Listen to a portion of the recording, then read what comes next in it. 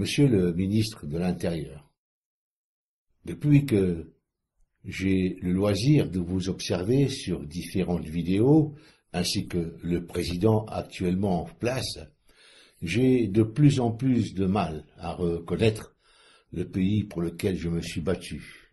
Vos propos, vos décisions, ainsi que vos attitudes paraissent hors de propos, hors contexte, et surtout, ils semblent aller à l'encontre des besoins réalistes des habitants de ce pays. Il semble que ce gouvernement vive dans une réalité différente, peut-être une réalité calquée sur Tel Aviv ou Jérusalem, ou encore dictée par des planches, lors de tenues de loge. Que vous soyez attaché à une communauté israélite, vous en avez le droit, bien entendu, et certainement le devoir au regard de votre carte du monde et de vos intérêts particuliers. Personne ne conteste cela. Cependant, sachez, et cela ne vous a certainement pas échappé, que de plus en plus de citoyens sont exacerbés par vos propos, votre obstination à soutenir une communauté qui prend graduellement plus de place dans l'appareil d'État, dans les médias, dans l'ensemble des systèmes importants et qui se révèle dans l'esprit populaire comme ayant plus de droits que les autres communautés, y compris les Français de souche. Pensez-vous un jour, monsieur le ministre, interdire le Talmud dans les écoles qui se trouvent sur le territoire national, territoire français? 12 volumes dans lesquels se trouvent les écrits les plus monstrueux que l'humanité n'ait jamais produits. Écrits racistes, discriminatoires, hautement inhumains, dans lesquels, entre autres, nous sommes qualifiés de sous-races et comparés à des animaux, et bien d'autres choses innommables, qui heurteraient même les oreilles d'un sourd. J'invite ceux qui désirent à savoir ce qu'est le Talmud à faire des recherches sur Internet. Monsieur le ministre de l'Intérieur, que pensez-vous faire pour rétablir la sécurité dans ce pays? Et que compte faire ce gouvernement pour restaurer un système de santé performant, relancer l'emploi, le bien-être des citoyens? Et quand pensez-vous que ce gouvernement s'attaquera finalement aux vraies solutions pour les Français de base qui, eux, n'ont pas la chance d'être nés élus de Dieu et se sentent abandonnés, voire même spoliés et ignorés par la classe politique? Et je parle bien de classe politique et pas d'élus politiques. Ne pensez-vous pas que ces objectifs sont, et de loin, plus pertinents qu'une quenelle et qu'un humoriste? Vous avez suffisamment de lucidité pour comprendre que vos actes, votre conduite et vos propos réveillent la haine dans les esprits et l'installent dans les cœurs. Cela ressemble à s'y méprendre à de la provocation organisée et planifiée. Non, monsieur, et croyez-moi, j'ai du mal à vous appeler monsieur. Je ne me reconnais pas dans votre vision de la République, celle de l'abandon des valeurs fondamentales. Valeurs fondamentales pour lesquelles j'ai porté les armes et pour lesquelles j'ai risqué ma vie. J'ai honte de ce gouvernement, de ce président, qui semble être inexistant et qui parfois fait une apparition hautement ridicule. Pour la France, bien entendu, et les Français, avec des discours qui relèvent de la clownerie, beaucoup plus que d'une réalité tangible. Non seulement vous avez discrédité la classe politique, mais vous ridiculisez la France. Vous sous-estimez et vous mésestimez les réactivités possibles d'un peuple que l'on tente de soumettre par la force, par le mensonge, par la peur. Monsieur, vous avez écrit par vos actes, vos paroles et vos décisions inappropriées la suite de votre carrière politique et celle de vos acolytes, dans un cadre particulier, celui du désordre, de la haine raciale, et probablement serez-vous à l'origine d'une grave fracture sociale et peut-être d'un conflit entre les communautés vivant sur ce territoire. En voulant protéger, ou peut-être devrais-je dire en cautionnant, les demandes très appuyées d'une communauté particulière qui prend dans les esprits des citoyens de ce pays la liberté de juger la façon de penser des Français de souche et semble vouloir dicter par un autoritarisme forcené une manière de penser à ces mêmes Français. Cela relève d'une occupation spatiale et psychologique hégémonique. Cette communauté, par son intervention répétée, par sa présence envahissante des médias qu'elle occupe abondamment, ces personnages se sont singularisés eux-mêmes comme responsables de situations inacceptables. De plus, par votre conduite inappropriée, vous en avez fait des cibles désignées, à tort ou à raison. Toujours est-il que c'est comme cela que le vivent les couches populaires. Il ne fait aucun doute à présent que ce pouvoir est l'instrument d'une puissance étrangère. Redonnez le pouvoir au peuple de France, qui jugera de vos actes. Si vous ne le faites pas, il est possible que ce peuple, que vous ignorez, que vous mésestimez, sur lequel vous avez lancé vos forces de l'ordre, reprenne ce pouvoir par des moyens populaires libératoires.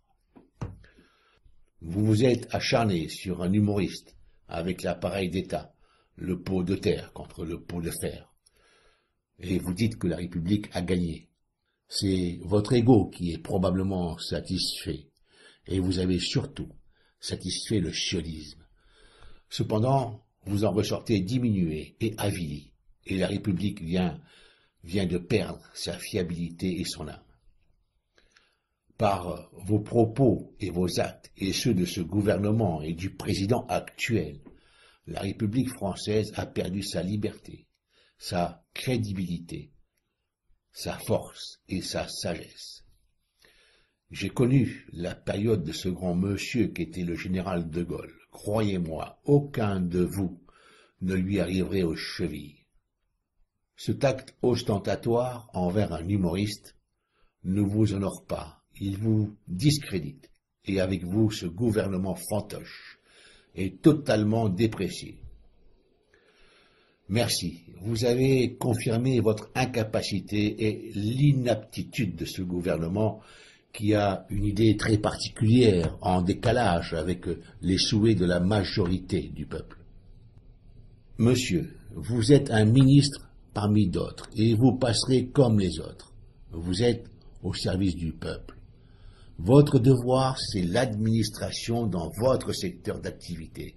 Et si ce que vous demande ce peuple n'est pas en accord avec votre sentiment et vos intérêts personnels, qui semblent attachés à une autre communauté, et que les préoccupations de la dite communauté passent avant les besoins fondamentaux des autochtones, alors vous faites fausse route.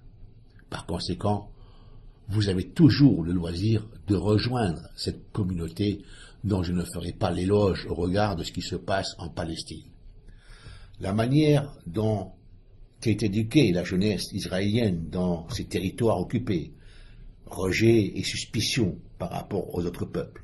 Cette jeunesse est élevée dans une peur viscérale de ceux qui ne sont pas de leur communauté. Cette communauté sioniste a construit et administre le plus grand camp de concentration et d'esclavage. Assassinat, torture, atteinte aux droits de l'homme, et j'en passe. Et qui plus est, cette communauté commet un génocide. Et ceci, sous le regard et dans un silence de plomb. Étonnamment, vous restez silencieux sur les droits bafoués, sur ce génocide et sur la spoliation organisée. Monsieur, je ne souhaite à personne de se retrouver sous une pluie de phosphore, comme ce fut le cas à Gaza pour cette population majoritairement civile. Alors, soyons sérieux. Pensez-vous que cela puisse perdurer? Je suis ancien combattant. On m'a même attribué des médailles pour faits au combat, et j'ai une reconnaissance de la nation pour service rendu en opération extérieure dans les commandos parachutistes. Je suis fier de ce pays, la France. Aujourd'hui, en vous observant, vous et ce gouvernement, j'éprouve de la honte et un profond dégoût. Comment avons-nous fait pour chuter si bas, dans une espèce de fosse à purin puante? Dans la mémoire collective, il restera de ces périodes dépravées l'image des politiciens liés à la corruption, au cynisme, à la dépravation, et la liste pourrait être longue. Rome a vécu, et comme la Rome antique, vous ne survivrez pas. Je suis de nature tolérante et antiraciste. J'ai des amis de toutes nationalités et de différentes ethnies. Je ne me laisserai pas emporter dans le piège haineux et destructeur.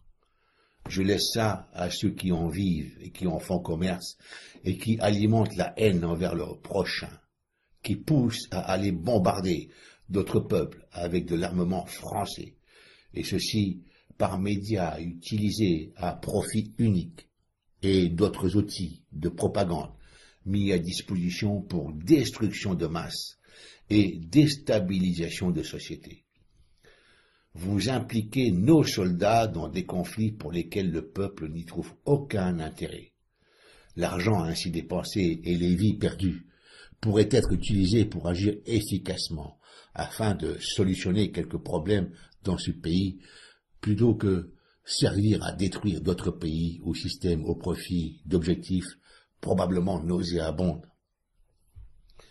Continuez à soulever haine et violence dans vos propos et vos attitudes. Vous renforcez ainsi la volonté du peuple français pour vous dévisser de votre socle. Je suis à la retraite et je préférerais couler des jours paisibles justement acquis. Cependant, le pays court un grave péril. Il est temps d'ouvrir les yeux. Le pays sera ce que nous en ferons. Les politiciens actuels utilisent le pouvoir pour leurs intérêts personnels.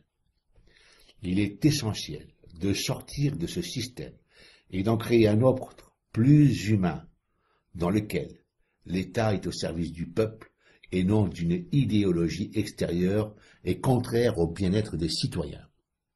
Le loup est dans la bergerie. Boutons dehors les profiteurs. Le pouvoir au peuple de France. À ceux qui contesteront et qui critiqueront ce qui est exprimé dans cette vidéo, je dis, c'est ainsi que je le vis au plus profond de mon être, et j'exprime ce que je pense. Vous pouvez tenter de faire taire les personnes qui s'élèvent contre une dictature ou des idées néfastes, mais vous ne pouvez tuer l'esprit de liberté. Vive la France libre. Race d'aiglons, jamais vassale.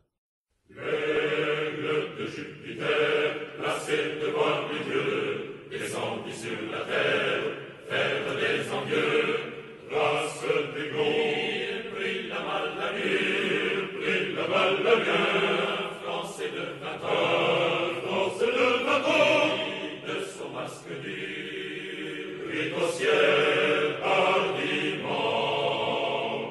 Race d'aiglons, jamais vassal, monte sans peur vers le soleil, le seul pouvoir n'est qu'une escale, et ton royaume c'est le ciel. Contre l'ennemi qui t'assaille, ou le vent qui veut te dompter, dans le ciel couchant de bataille, tu auras toujours palpité. Bien des aigles sont morts, recueillant leur vaillance, le cœur palpite encore. Race d'aiglons, la race nous sommes, la race nous sommes, serons dignes d'eux, la quitter les hommes, et fait trembler les cieux. Race d'aiglons, jamais vassal, votre sans peur.